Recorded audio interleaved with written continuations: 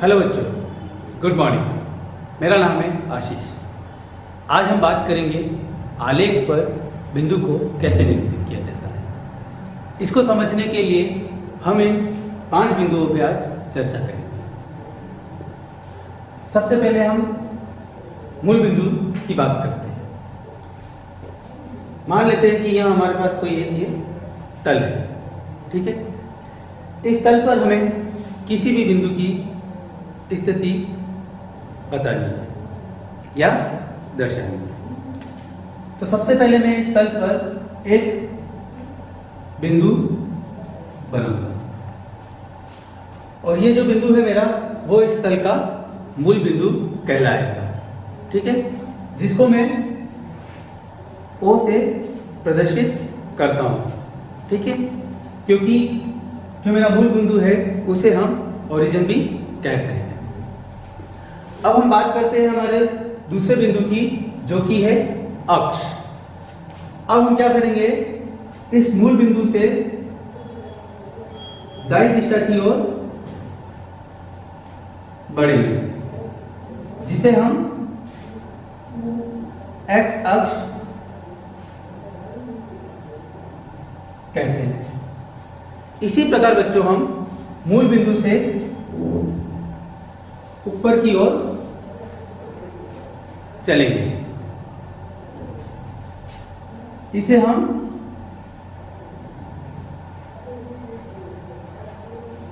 Y अक्ष कहते हैं, ठीक है। अब हम क्या करेंगे, एक्स अक्ष पर को हम समान दूरी में बांट लेंगे। इसी प्रकार y अक्ष को भी हम समान दूरी में बांट लेंगे, है ना। यहां हम संख्या लिख लेते हैं और यहां पर लिख लेते हैं।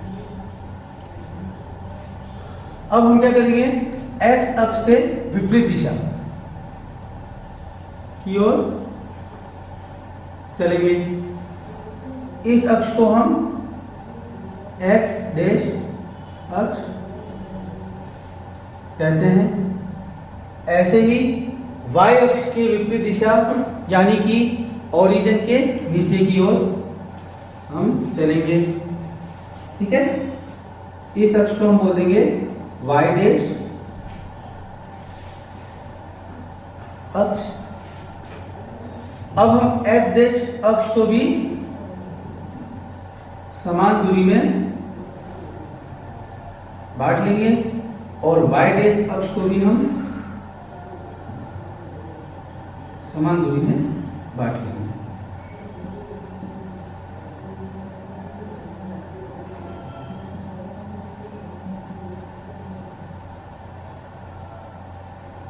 ठीक है।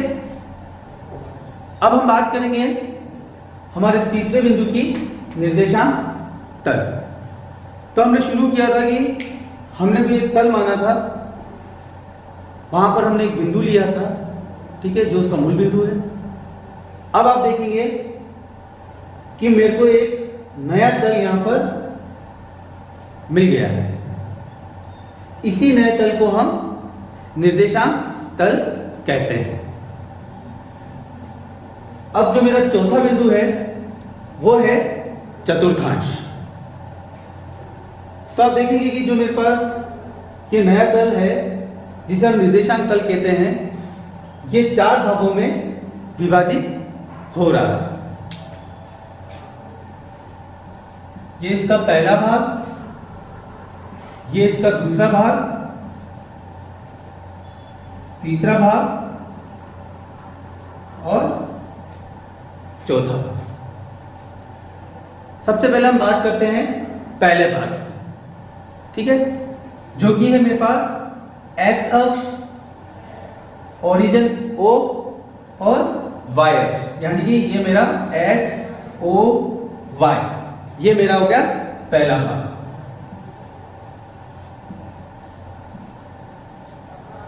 ठीक है। अब आप देखेंगे कि x अक्ष पे जो भी निर्देशांक है वह सभी धनात्मक है और y अक्ष पे जो भी निर्देशांक है वह भी धनात्मक है। तो हम कह सकते हैं कि हमारे इस भाग में x के निर्देशांक धनात्मक होंगे और y के निर्देशांक भी धनात्मक होंगे। इसी प्रकार बच्चों दूसरे भाग की हम बात करते हैं जो कि हमारा है x डैश अक्ष, ओरिजिन O और y अक्ष।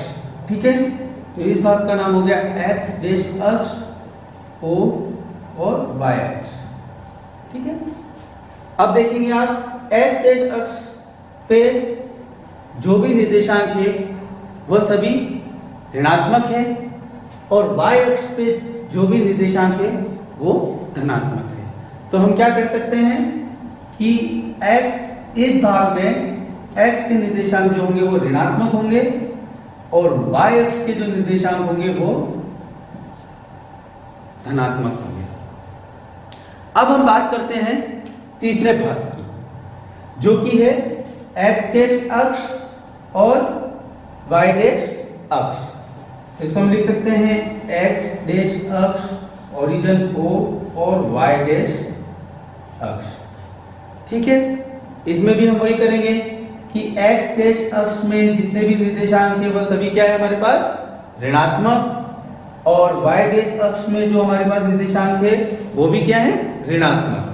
तो हमारे इस भाग में x और y के जो निर्देशांक होंगे दोनों क्या होंगे ऋणात्मक।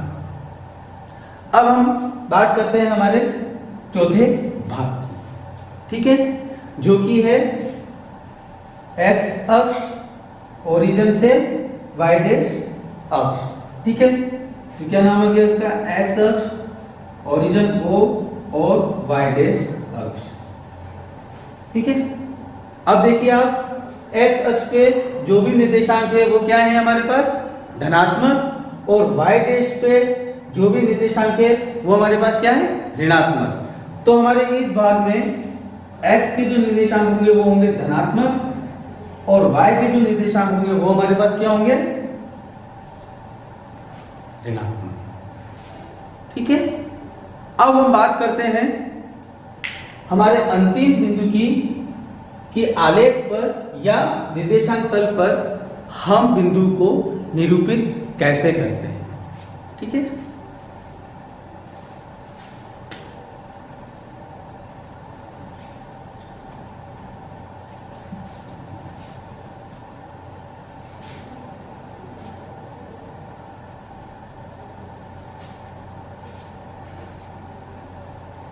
अब हम एक बिंदु ले लेते हैं कोई भी P बिंदु जिसके निर्देशांक है मेरे पास 3, 4। जो मेरा बिंदु 3 है वो है x के निर्देशांक और जो 4 है वो है y के निर्देशांक। ठीक है, अब आप देखो 3 और 4 जो x का निर्देशांक है जो y के निर्देशांक है वो दोनों क्या है धनात्मक है, यानी कि हमारे को ये पता है कि ये धनात्मक वाले भाग में निरूपित होंगे। तो देखो x का जो निर्देशांक है 3। ठीक है, तो हम क्या करेंगे y अक्ष से x की दिशा में 3 इकाई चलेंगे, 1 इकाई, 2 इकाई और 3 इकाई। ठीक है, ऐसे ही y के निर्देशांक क्या है 4। तो हम क्या करेंगे x अक्ष से y की दिशा में 4 इकाई चलेंगे, यानी यहाँ x अक्ष से y की दिशा में 4 इकाई, 1, 2, 3 और 4। तो यहाँ हमें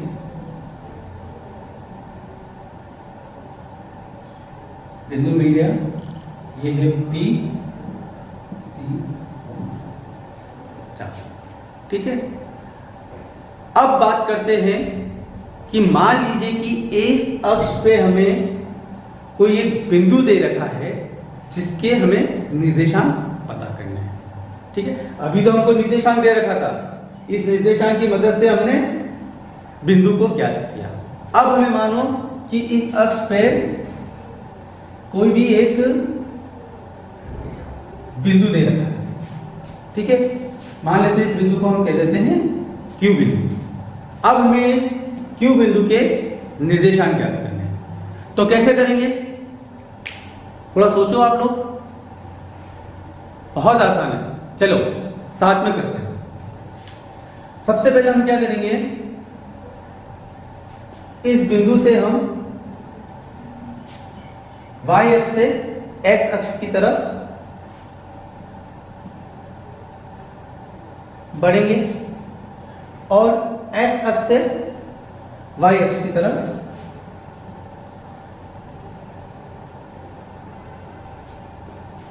चलेंगे।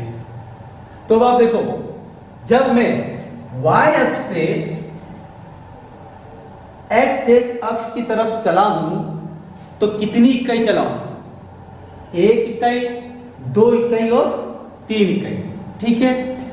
क्योंकि मेरा जो x अक्ष है उसकी जो दिशा है वो ऋणात्मक है, इसलिए मुझे इसका निर्देशांक लिखना है -3। ऐसे ही x अक्ष से हम y अक्ष की दिशा में चलेंगे, कितनी इकाई चलेंगे, 1 2 3। तो y के निर्देशांक क्या आ गए हमारे पास, 3। तो देखा आपने, मुझे कोई बिंदु दे रखा था, उससे मैंने निर्देशांक ज्ञात किए। अब मैं आपको कोई 4 सवाल दे रहा हूं जो आपको करके देखने हैं। इस वीडियो को आप अच्छे से देखना, समझना और इन सवालों को करके देखना।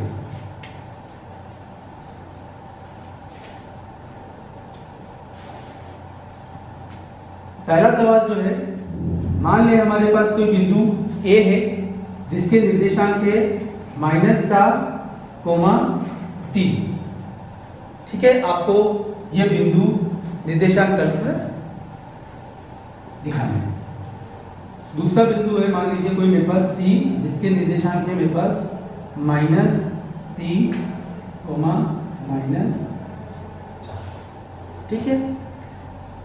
जो मेरा तीसरा सवाल है, मैं आपको इसी आलेख में कोई 2 बिंदु दूंगा और आपको वो निर्देशांक ज्ञात करना है। मान लीजिए कि मेरे पास कोई एक बिंदु यहां है, ठीक है।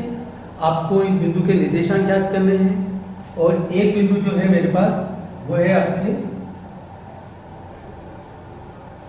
यहां, और इस बिंदु को भी आपके निर्देशांक ज्ञात करने हैं। इस बिंदु को हम नाम दे देते हैं R और इस बिंदु को नाम हम दे देते हैं S।